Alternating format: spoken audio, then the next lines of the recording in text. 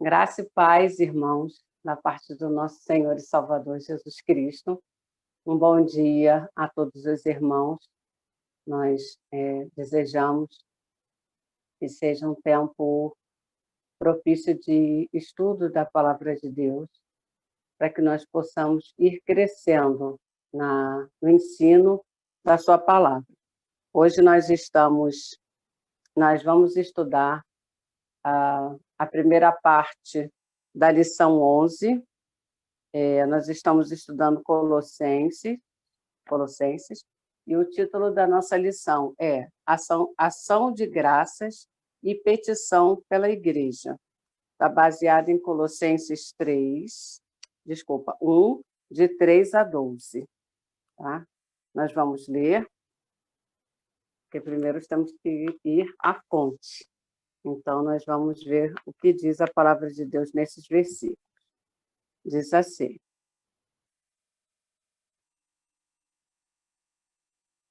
o título é A Fé e a Caridade dos Colossenses, oração de Paulo pelo seu progresso espiritual. Jesus Cristo, o autor da nossa redenção, a imagem do Deus invisível, Criador de todas as coisas e cabeça da Igreja.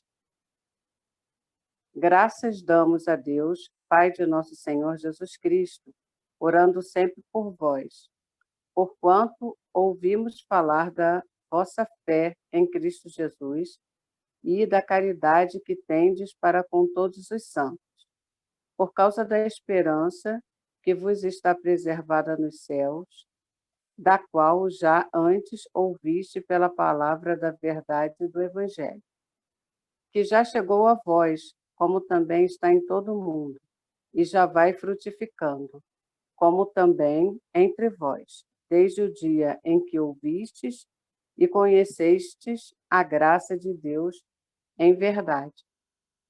Como aprendestes de Epáfras, nosso amado conservo, que para vós é um fiel ministro de Cristo, o qual nos declarou também a vossa caridade no Espírito. Por essa razão, nós também, desde o dia em que o ouvimos, não cessamos de orar por vós e de pedir que sejais cheios do conhecimento de toda a sua vontade, em toda a sabedoria e inteligência espiritual, para que possais andar dignamente diante do Senhor, agradando-lhe em tudo, frutificando em toda boa obra e crescendo no conhecimento de Deus, curados em toda a fortaleza, segundo a força da sua glória, em toda a paciência e longanimidade, ao Pai, que nos fez idôneos para participar da herança dos santos na luz. Então, esse é o nosso versículo base, e o versículo-chave, ele está no 9. Por essa razão, também nós, desde o dia que o ouvimos, não cessamos de orar por vós e de pedir que transbordeis de pleno conhecimento da sua vontade, em toda a sabedoria e entendimento espiritual. Então, queridos, nessa lição, eu e você, nós vamos ser motivados a incluir nas nossas orações as ações de graças e as petições uns pelos outros e por toda a Igreja.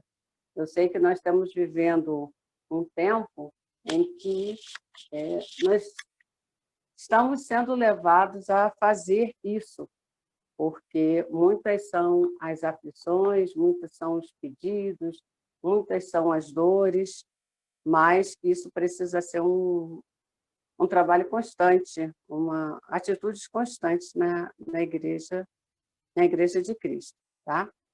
Então, nós vamos conhecer os elementos imprescindíveis da oração, né? Desejar ter essa vida de oração, de súplica, de agradecimento, e sempre incluir uns aos outros, né? Incluirmos em oração.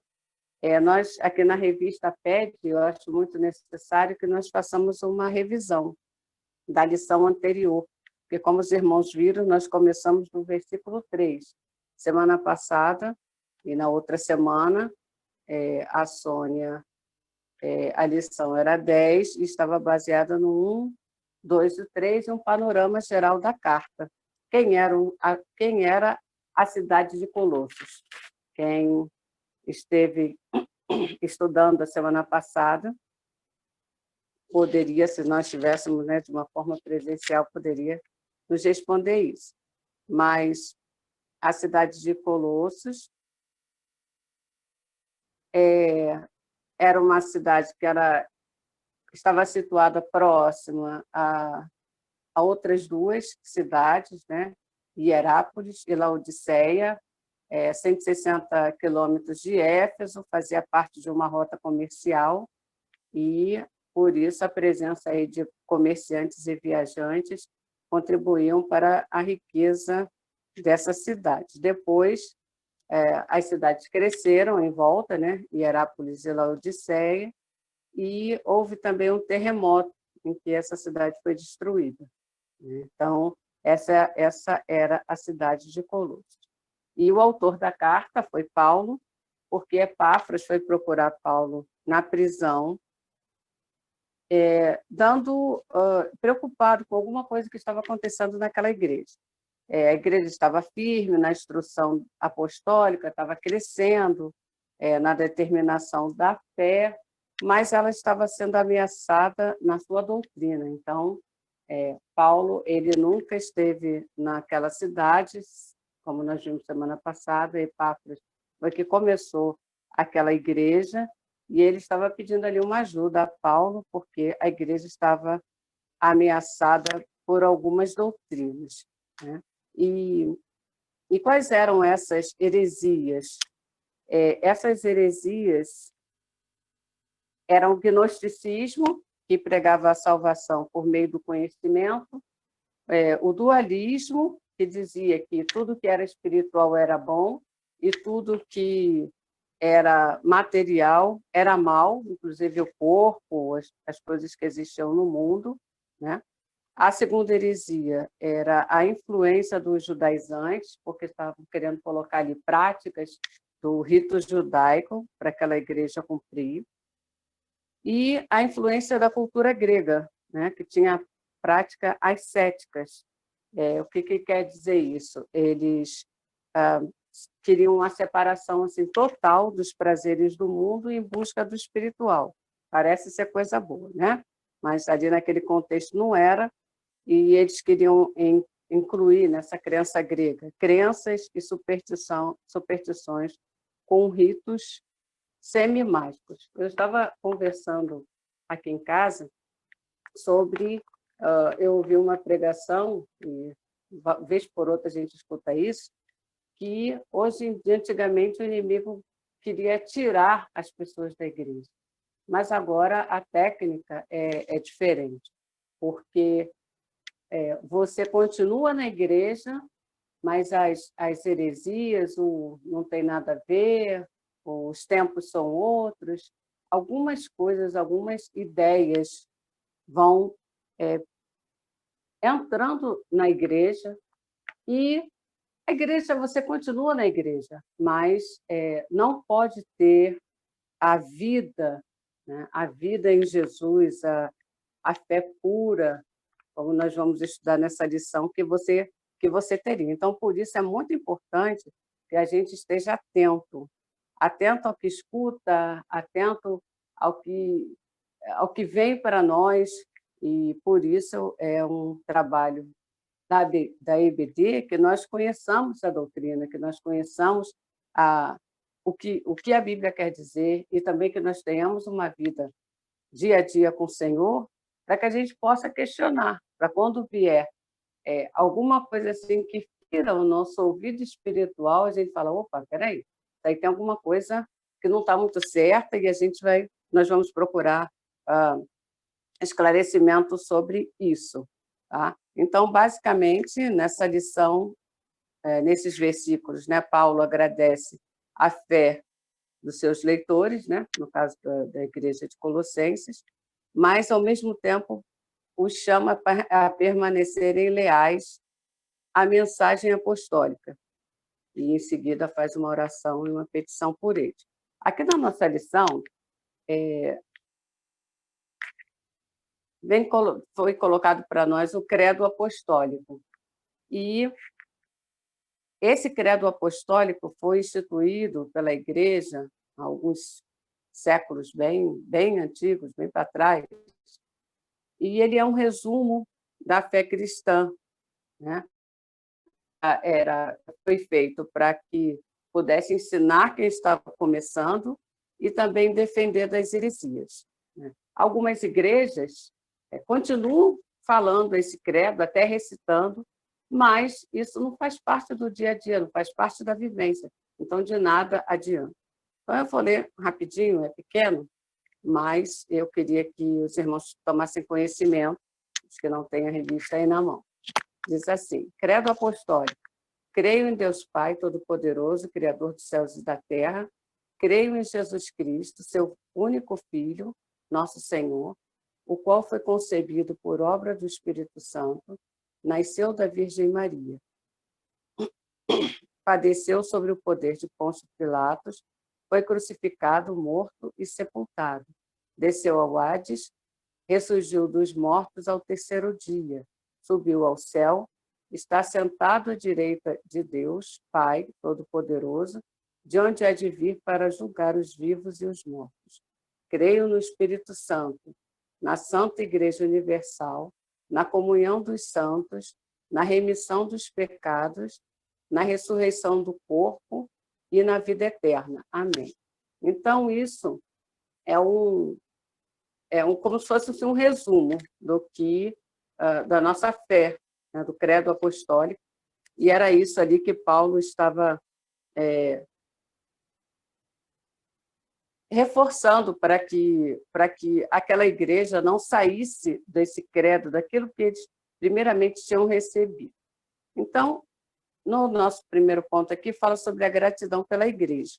É muito importante que Paulo ele fala primeiro o que de bom aquela igreja tinha.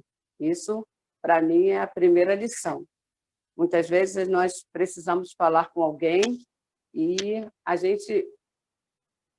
nós não vemos o que de bom aquela pessoa já está fazendo. A gente vai logo falando naquilo que está ruim, daquilo que precisa ser melhorado. Paulo não fez assim. Ele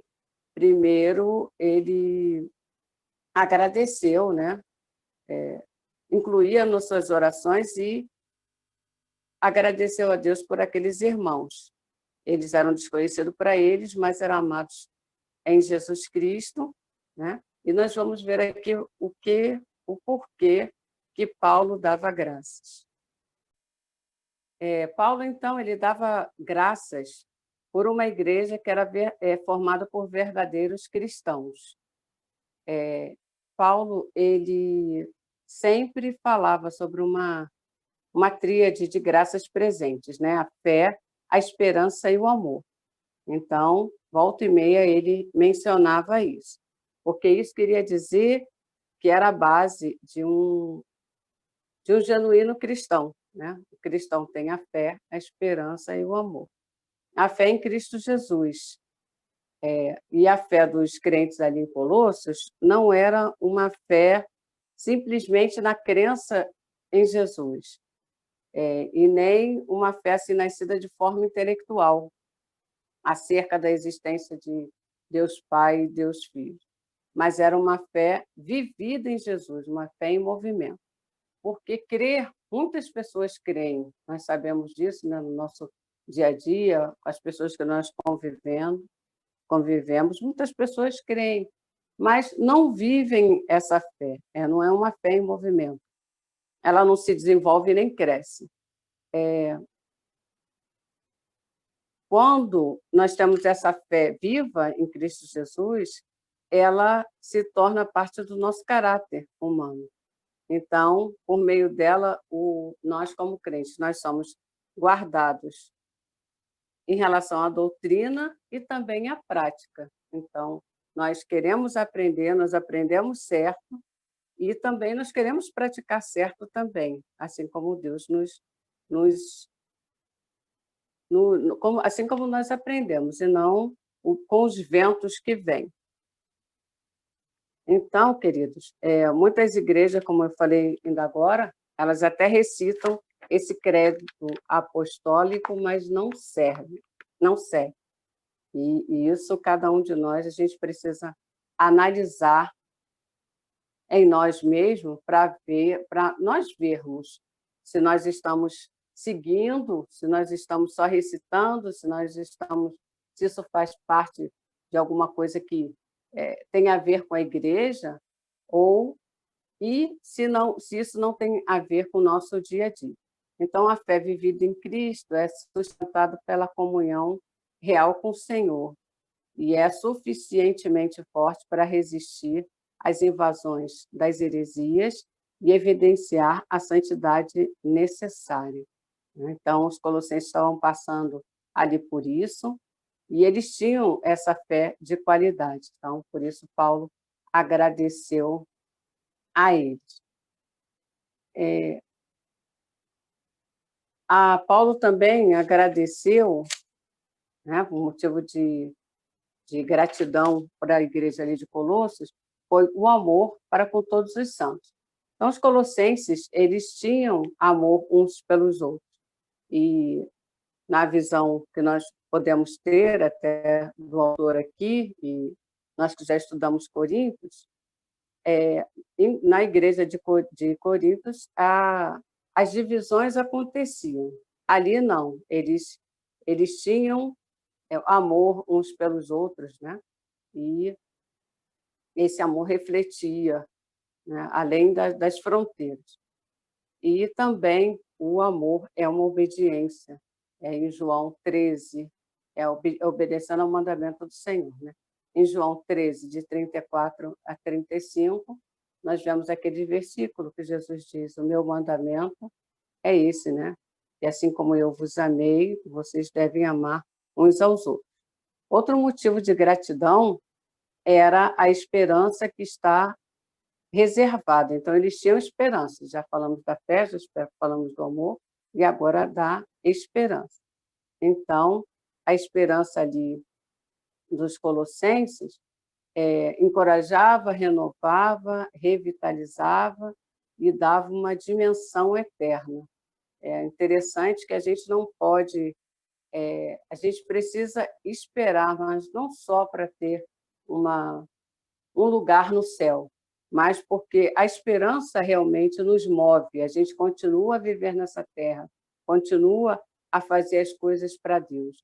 Isso não deixando que a nossa esperança morra, porque a nossa esperança realmente é muito além daquilo que nós vivemos aqui. Então, é esperar até o céu, tá? Fiz uma anotação aqui, esperar até o céu, porque o amor tudo espera, né? E se não houvesse essa esperança, o amor logo se evaporaria.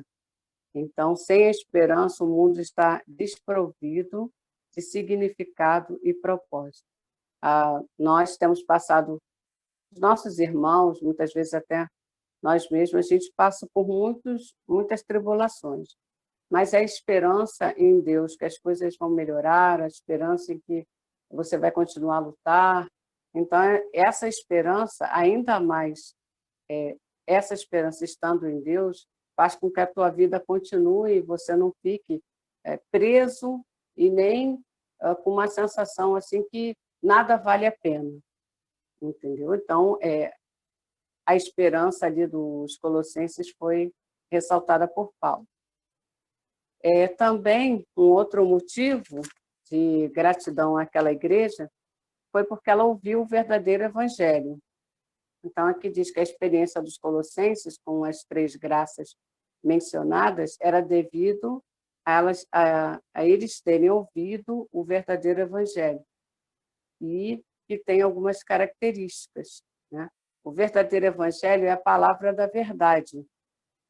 Ele contém as verdadeiras boas novas e não aquilo que aqueles homens estavam ali tentando colocar na igreja. Então, a gente sabe que o evangelho é a verdade de Deus.